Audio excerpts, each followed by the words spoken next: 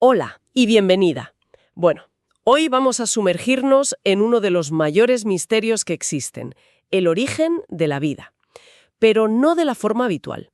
Vamos a analizar un artículo científico que, la verdad, nos ha dejado pensando. Es de Tom Froese, Nathaniel Virgo y Takashi Ikegami. Y es que plantea una idea que lo pone todo, pero todo, patas arriba. Nos va a llevar a una pregunta que parece casi de ciencia ficción. ¿Y si el ADN, el mismísimo libro de la vida, no se inventó para guardar la historia, sino para ayudar a los primeros seres a decidir hacia dónde moverse? Ese es nuestro objetivo. Vamos a desgranar esta perspectiva que es radicalmente nueva. Veremos cómo las dos grandes teorías clásicas sobre el origen de la vida, que siempre parecieron, enemigas irreconciliables. Sí, que estaban en trincheras opuestas. Exacto. Pues resulta que han acabado por darse la mano. Pero descubriremos que, según este artículo, incluso juntas se están olvidando del ingrediente más evidente de todos, el que define a casi todo lo que consideramos vivo. El movimiento. El movimiento. Exacto. Es que para entender la magnitud de lo que proponen hay que ponerlo un poco en contexto. Durante décadas el campo ha estado dividido en dos grandes bandos, por así decirlo. Por un lado tenías al equipo del replicador primero. El famoso. El famoso. Su idea era que todo empezó con una molécula que podía copiarse a sí misma, como el ARN. Era la información, el software, lo que importaba. Y en la otra esquina, el equipo del metabolismo primero. Vale. Ellos sostenían que lo crucial no era la información, sino el proceso, el hardware. O sea, un ciclo de reacciones químicas que se mantenía a sí mismo, un motor autónomo. Lo que este artículo revela es que, aunque hoy en día ambos bandos han firmado una especie de paz y han fusionado sus ideas, el retrato que nos ofrecen del primer ser vivo sigue siendo extrañamente estático. Casi inerte. Casi inerte, sí. De acuerdo, pues vamos a analizar ese tratado de paz para ver dónde está la grieta. Empecemos por el equipo más famoso, el del replicador primero. Su gran éxito es la hipótesis del mundo de ARN, ¿verdad? Sí, esa es. La idea de que una molécula lo hacía todo. Sí, fue la teoría dominante durante mucho tiempo. El ARN era el candidato perfecto porque podía hacer dos cosas. Almacenar información. Eso es como su primo el ADN, y a la vez actuar como una enzima para catalizar reacciones, un trabajo que hoy hacen las proteínas. Una navaja suiza. Era la navaja suiza de la bioquímica, tal cual. Sin embargo, el propio artículo explica cómo esta visión, que era muy simple, tuvo que madurar. Los científicos se dieron cuenta de que una molécula solitaria copiándose en medio de un océano primordial es un blanco fácil. Es muy vulnerable. Claro. A parásitos químicos, por ejemplo. Y sobre todo, no hay un individuo claro.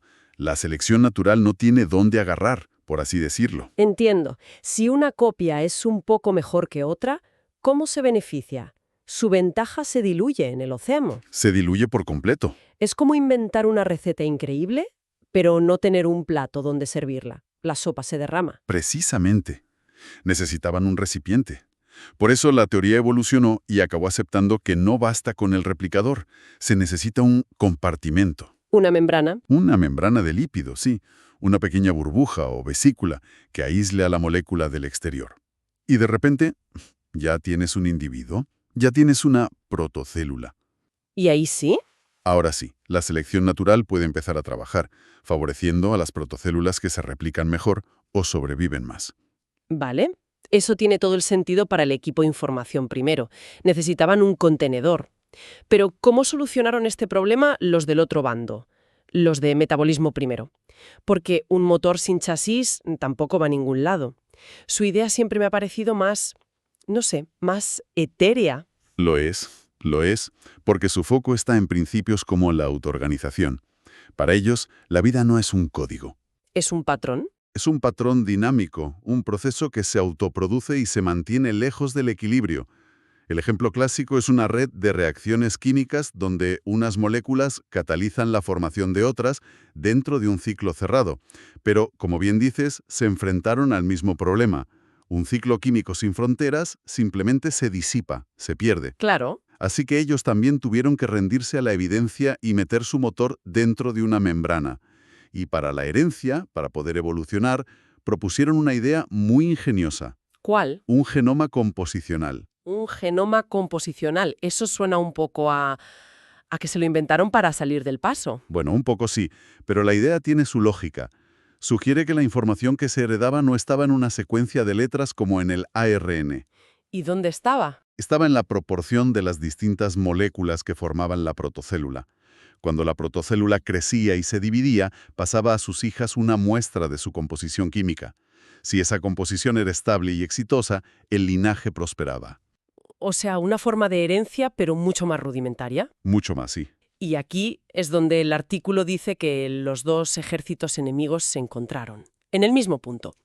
Ambos llegaron por caminos distintos a la misma conclusión, que la vida mínima necesita un cóctel de 3 ingredientes. Exacto. Necesitas información, un genoma, ya sea de ARN o composicional, un compartimento, una membrana, Sí, y un metabolismo, un motor de autoproducción. correcto. Ese es el consenso que el artículo bautiza como información, compartimento, metabolismo primero. Y la filosofía que lo une todo es la idea de que la vida comenzó cuando comenzó la evolución. Tiene lógica. En el momento en que tienes estas 3 piezas juntas, tienes un sistema que puede replicarse con variaciones y ser seleccionado. Pero justo cuando parece que hemos resuelto el puzzle, los autores lanzan su crítica más demoledora.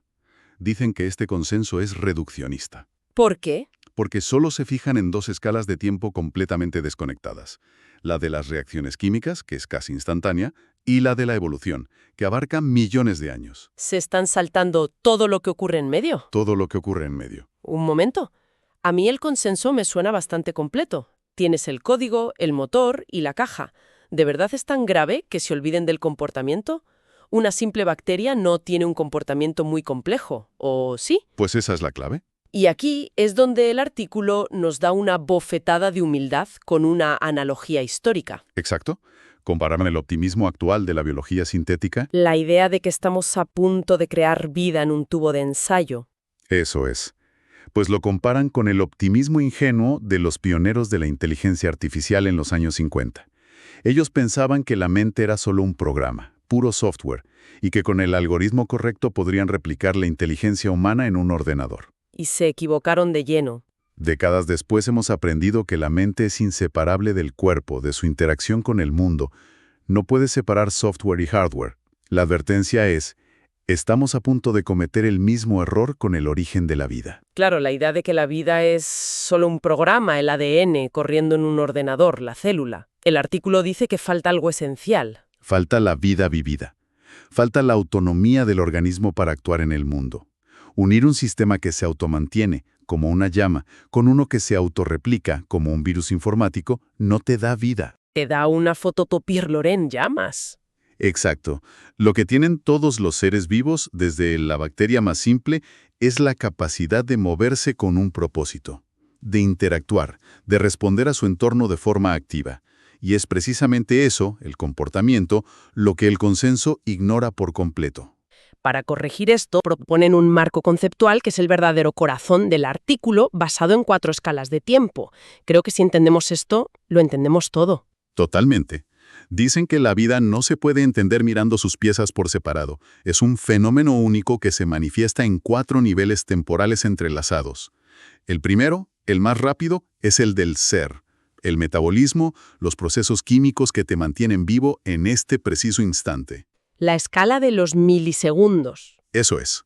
El segundo nivel es el del hacer, el comportamiento, tus interacciones con el entorno, como moverte para coger un café. Segundos o minutos. Exacto. El tercer nivel es el del desarrollarse, la ontogenia, los cambios que experimentas a lo largo de tu vida, como crecer o aprender, la escala de meses o años. Y el cuarto, el más lento, es el de evolucionar, los cambios en tu linaje a lo largo de las generaciones, la escala de los milenios. O sea, metabolismo, comportamiento, desarrollo y evolución. Y la queja es que nos hemos obsesionado con la primera y la última, el ser y el evolucionar, y hemos ignorado por completo las 2 del medio. El hacer y el desarrollarse. La vida real de un organismo, vaya. Exacto. De ahí nace su propuesta, el movimiento primero.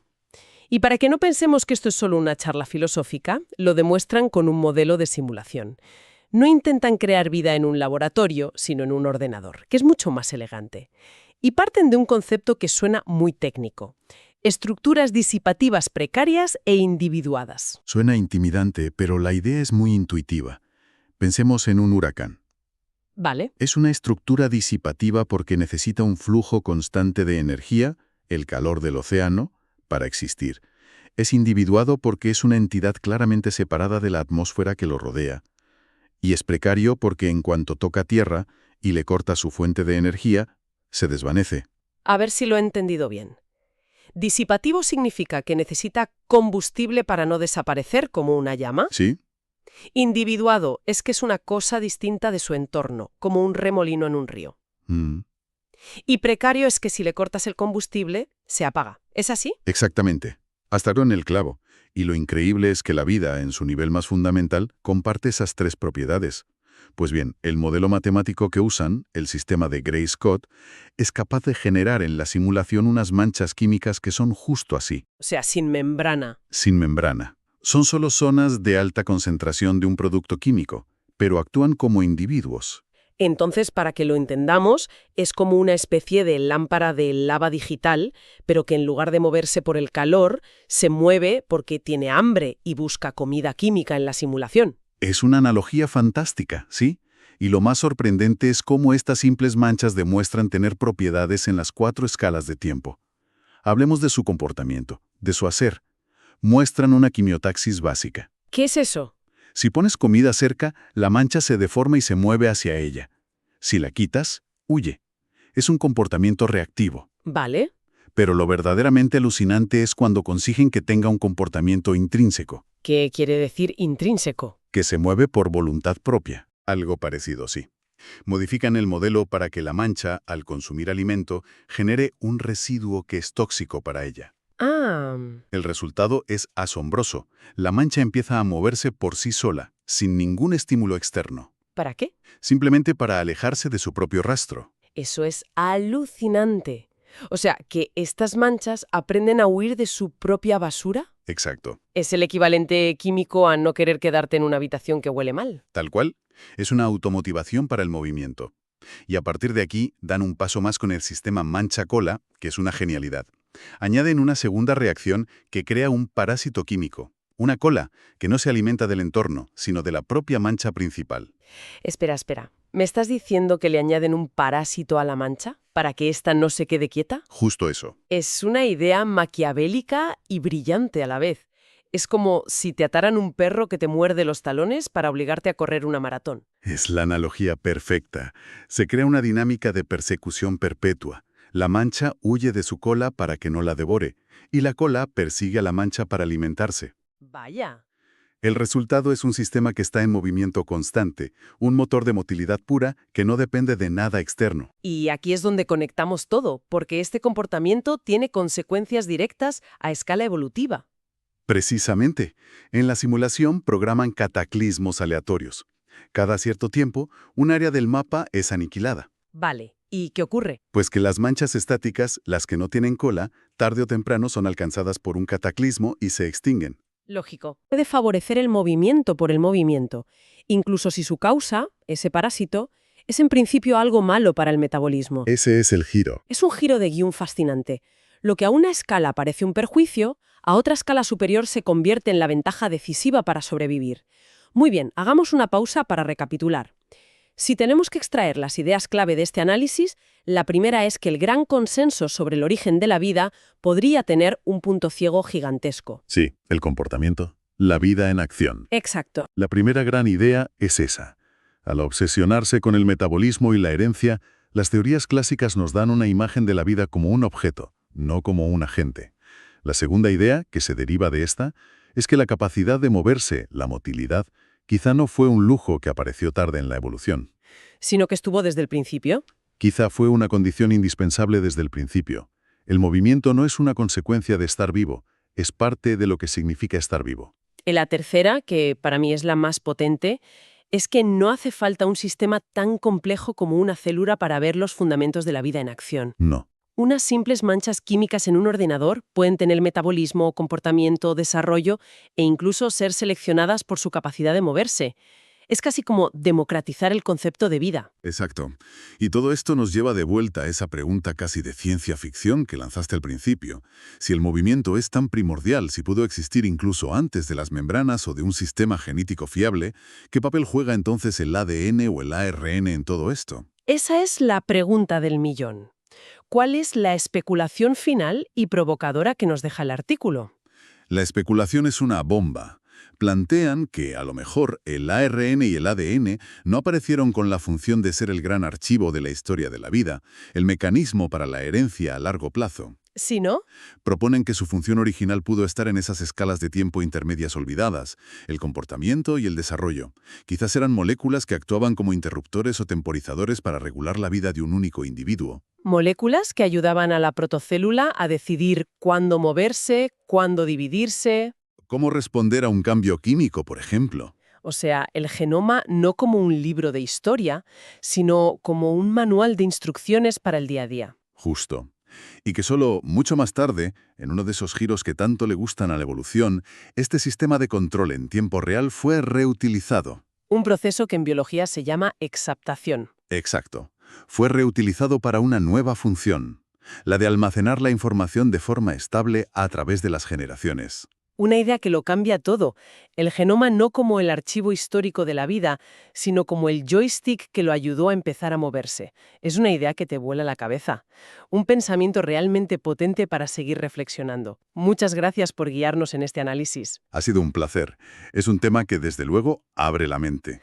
Y gracias por acompañarnos en esta exploración. Hasta la próxima.